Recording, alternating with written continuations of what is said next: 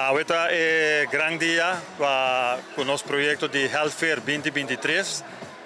Depois de uma preparação grande, era dia, durante o dia, para preparar o lugar, preparar todo o departamento de saúde. Hoje, ainda trempang, nós começamos com um grupo grande de cidadãos que bem registrados para poder participar nas diferentes secções médicas que nós temos hoje. Esta visa nós está fazendo hopi bom de trempar a registração começar até que quase nós está cerrando a registração para nós cumprir com tudo riba o dia de hoje.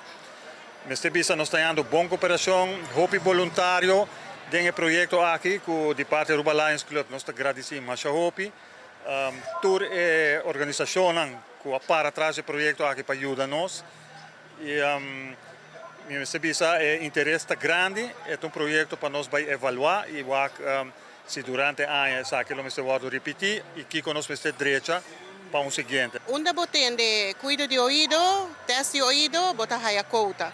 Couta tem 36 anos, acaba está conscientizando o povo de Aruba para bem check na ouvido e para não cuidar no ouvido.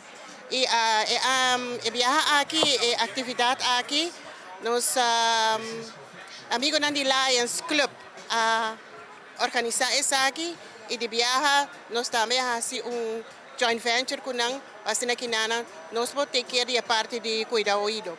E dois clubes para trabalhar junto com outros, aqui está mais bonita mesmo, sobre nós todos é mesmo meta, assim que nós serve o povo de Aruba, assim que nós podemos seguir cuidar do ouvido.